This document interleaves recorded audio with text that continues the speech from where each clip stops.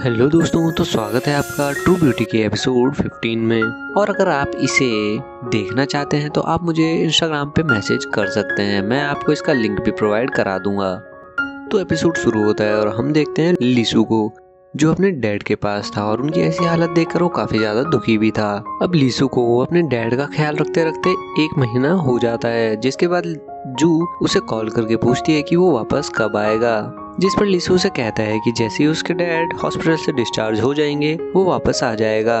लेकिन हम देखते हैं कि जैसे ही लीसू अपनी कंट्री के लिए आ रहा होता है तो उसी समय उसके डैड की तबीयत काफी ज्यादा खराब हो जाती है और उन्हें इमरजेंसी सर्जरी के लिए ले जाया जा रहा होता है, और जिस वजह से लीसू वापस नहीं जा पाता। दूसरी तरफ जू उसका एयरपोर्ट पर वेट कर रही होती है और जहां काफी देर वेट करने के बाद भी लीसू नहीं आता तो वो काफी ज्यादा अपसेट हो जाती है। अगले दिन जू स्कूल जाती है, जहां उसे सुहा से पता चलता है कि सुजिन ने ये स्कूल छोड़ दिया है और वो पढ़ाई करने के लिए दूसरी कंट्री चली गई है। अब हम देखते हैं कि जू जैसे ही घर जाती है तो उसकी तबीयत खराब होने लग जाती है और उसके पेट में काफी तेज दर्द हो जाता है, जिस वजह से उसकी मॉम उसे हॉस्पिटल ले जाती है। जिसके बाद लीसू जू को कॉल करता है, लेकिन उसका कॉल उसकी मॉम उठाती है और लीसू को बताती है कि स्ट्रेस की वजह से जू की तबीयत खराब हो गई है और वो इस समय हॉस्पिटल में है। ये सुनकर लीसू काफी घबरा जाता है, लेकिन जू की मॉम उसे कहती है कि जैसे ही जू को होश में आएगी वो उसकी बात लीसू से करा देगी।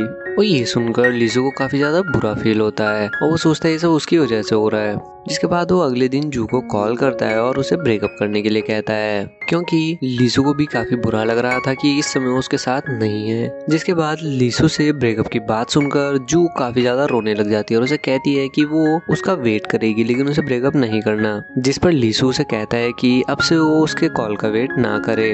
अब हम जू को देखते हैं जो कि कॉमिक स्टोर के बाहर से जा रही होती है, जहाँ पर ओनर ने एक सोफा और कुर्सी बाहर निकाल दी थी और उस कुर्सी को देखकर जू को लीसू की याद आ जाती है, क्योंकि वो हमेशा उस पर ही बैठा करता था। जिसके बाद जू अंदर जाती है और वहाँ पर जाकर उसे कुछ लिखा हुआ दिखाई देता है, और जो कि लीसू ने लिखा हुआ था कि वो क्राई बेबी नहीं है और वो लीसू है, और जिसमें उसने ये भी लिखा था स्नोफॉल वाले दिन वो एक जगह जाकर फिर से साथ में विश मांगेंगे। और उसने ये सब इसलिए लिखा था ताकि ये सब पढ़ के जू को सब कुछ याद आ जाए।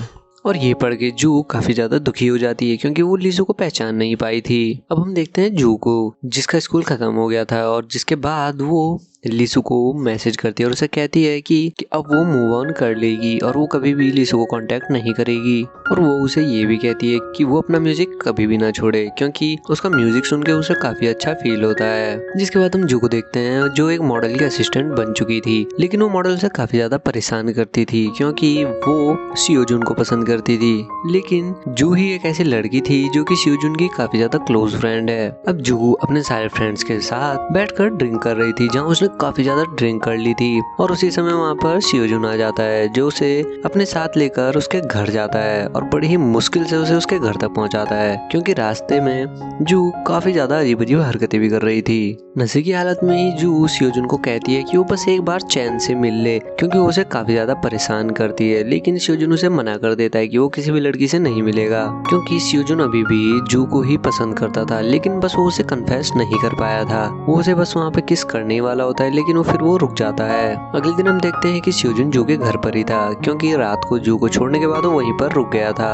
और वहीं पर हमें ये पता चलता है कि सियोजुन अपनी एल्बम लॉन्च करने वाला है और जल्द ही फेमस होने वाला है। जब जू सियोजुन को बाहर छोड़ने आती है तो सियोजुन उसे पूछता है कि क्या उसे कल रात के बारे में कुछ भी याद नहीं है, जिस पर जू उसे झूठ बोल देती है कि उसे कुछ भी याद नहीं है। जिसके बाद सियोजुन उसे कहता है कि क्या उसे ये भी याद नहीं है कि कल उन्होंने किस की थी, और सियोजुन उसे कहता है कि किसी दिन वो उसे अपने दिल की बात बता देगा। जिसके बाद सियोजुन अपने बेस्ट फ्रेंड से जाके बात करता है कि उसे किस तरीके से जू को अपने दिल की बात बतानी चाहिए। अब हम देखते हैं जू को जो कि अपना काम कर रही होती है, जहाँ उसे सियोजुन का मैसेज आता है जिसमें सियोजुन ने उसे डिनर के लिए बुलाया था और वो अपनी फीलिंग को कन्फेस भी करने वाला था। अब हम सुजिन को भी देखते हैं जो कि वापस से कंट्री में आ चुकी थी, और जहाँ पे उसकी नजर जू पर पड़ती है वो जू के पीछे जाने की कोशिश करती है, लेकिन वो वहाँ पर किसी से टकरा जाती है और वो जू के पास नहीं जा पाती। दूसरी तरफ हम देखते हैं मिस्टर हान और जू की बहन को जो कि वेडिंग ड्रेसेस ट्राई कर रहे थे क्योंकि उनकी शादी होने वाली थी।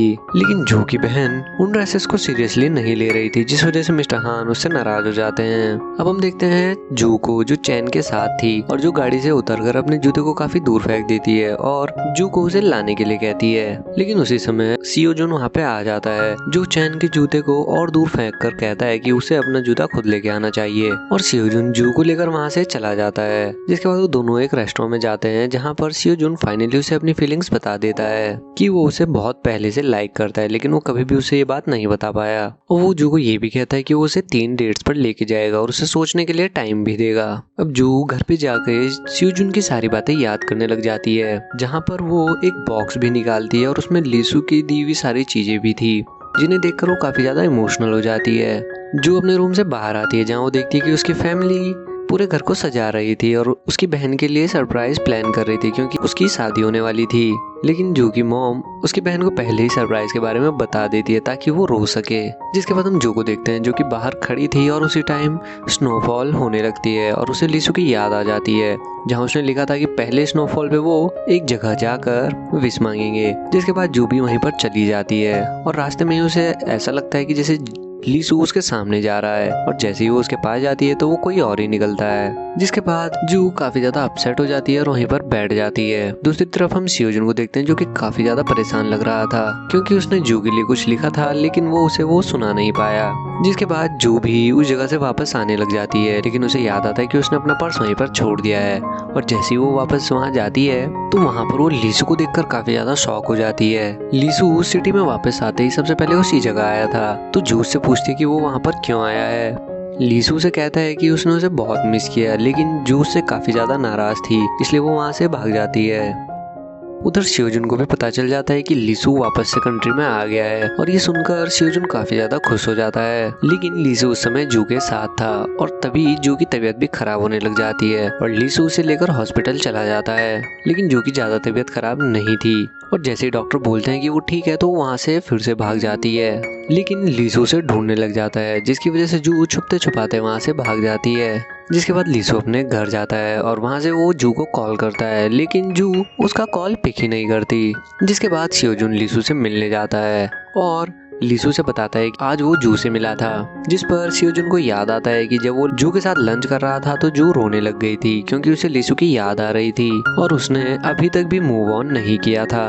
लेकिन ये बात वो लीसू को नहीं बताता।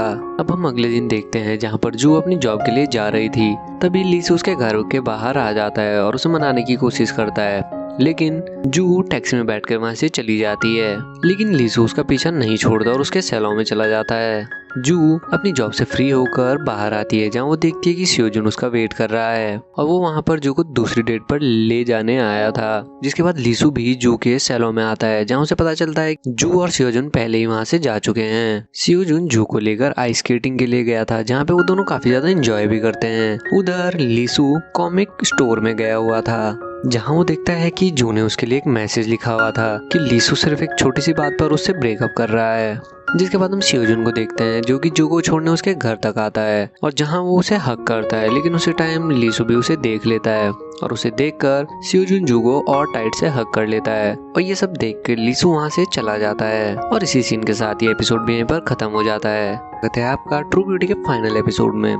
तो एपिसोड शुरू होता है और हम देखते हैं कि जू सियो जुन के बारे में काफी ज्यादा सोच रही होती है और जिसके बाद वो उससे मिलने उसकी एजेंसी में जाती है जहाँ पर जू सियो जुन को कुछ बताने के लिए कहती है। लेकिन सियो जुन वहाँ पे जू से झूठ बोल देता है कि आज लीसू अपने डैड के पास वापस जा रहा है और उसे उससे जाकर मिलना चाहिए। और ये सब सियो जुन के लिए काफी ज्यादा मुश्किल भी था क्योंकि वो अब जू से मूव ऑन कर रहा था और जू के जाने के बाद वो काफी ज्यादा रोता है और अपनी सारी मेमोरीज याद करने लग जाता है जो उसने जू के साथ स्पेंड की थी। दूसरी तरफ जू लीसू के घर जाती है जहाँ पे लीसू से बताता है कि वो अभी कहीं भी नहीं जा रहा है, जहाँ लीसू भी जू को सॉरी बोलता है और उसके बाद वो उसे छोड़ने उसके घर भी जाता है। और जब वो उसे घर छोड़ने जाता है तो उसे बताता है कि वो बचपन से ही उसे लाइक करता था और कॉमिक बुक स्टोर में बैठकर वो सिर्फ उसका ही वेट किया करता था। अब अगले दिन हम देखते हैं कि जू सियोजुन से मिलने जाती है और उसे सॉरी बुक कहने जाती है, जहाँ पर सियोजुन भी उसे कहता है कि अब वो मूव ऑन कर सकता है और उसे ये भी कहता है कि अब वो अपनी डेब्यू के लिए काफी ज्यादा बिजी रहेगा और इस वजह से वो जू को ज्यादा आसानी से भूल सकेगा।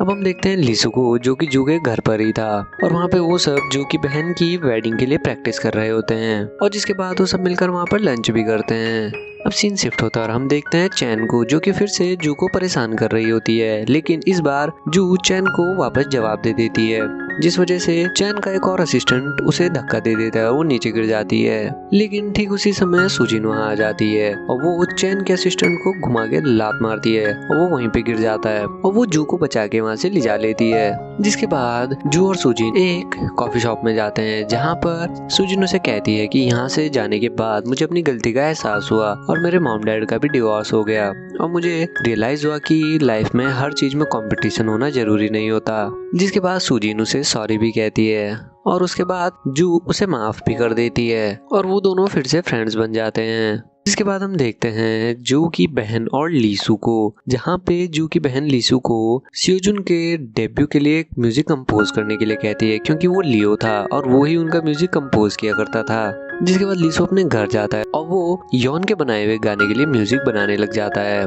ताकि सियोजुन उस गाने पर डेब्यू कर सके।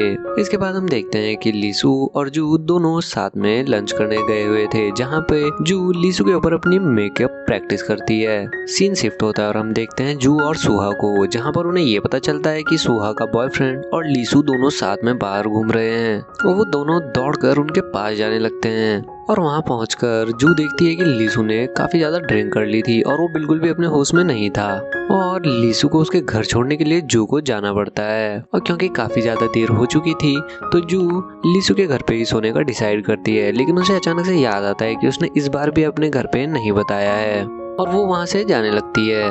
लेकिन उसी समय उसे सुहा का मैसेज आता है, जिसमें सुहा ने उसे बताया था कि उसने जू की मामा को बोल दिया है कि वो उसके साथ है। जिसके बाद जू लीसू के साथ वहीं पर रुक जाती है।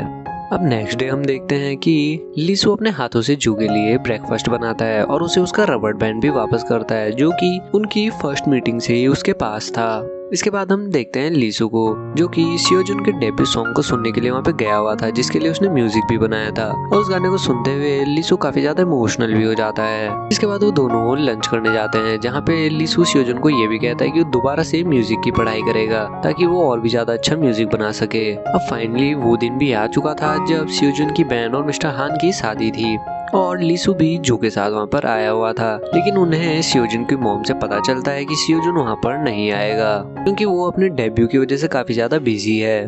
जिसके बाद सुजिन भी वहाँ पर आ जाती है और वो सभी फिर से बहुत अच्छे फ्रेंड्स बन जाते हैं। शिफ्ट होता है और हम देखते हैं जू की बहन को, जो कि वेडिंग रिंग ट्राई कर रही होती है और उसी की उंगली में फंस जाती है। जिसके बाद सभी मिलकर उस रिंग को निकालते हैं और वो रिंग गलती से एक टेबल के नीचे चली जाती है। उस रिंग को निकालने के लिए जू की बहन का सर टेबल के नीचे ही फंस जाता है और जिस वजह से उसकी बहन को उस टेबल के टुकड़े के साथ ही स्टेज पर जाना पड़ता है। इसके बाद उन दोनों की शादी हो जाती है और वो सभी काफी ज्यादा एंजॉय करते हैं। जिसके बाद हम देखते हैं कि सियोजुन की पहली परफॉर्मेंस के लिए सियोजुन की मेकअप आर्टिस्ट जू को उसका मेकअप करने के लिए कहती है और उसके बाद जू उसका मेकअप करती है। लीसू और जू दोनों साथ में सियोजुन का परफॉर्मेंस देखने जाते हैं, जहाँ पर सियोजुन और लीसू दोनों यॉन को याद करते हैं और काफी ज्यादा खुश भी होते हैं, साथ ही साथ इमोशनल भी। जिसके बाद हम लीसू और जू को देखते हैं, जो कि उसी कॉमिक स्टोर में थे, जहाँ पर जू एक बुक निकालने के लिए उठती है और लीसू से जाकर किस कर लेता है